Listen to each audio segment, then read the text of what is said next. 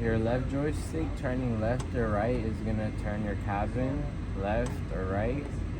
Pushing it forward or backward is gonna control the extension of the boom. Your right joystick moving it left or right will control your bucket bringing it in or pushing it out towards itself. Pushing it forward or backward will bring the main boom up or down. This lever right here is what controls your blade right here on the back. These two levers are for your accessories, and how you move the main boom arm is this pedal down here. Right's right, left's left. And then these sticks right here is each track. Forward, backward, and this is your right track, forward, backward. This is your ignition switch right here to turn on the machine. This switch is for your front light.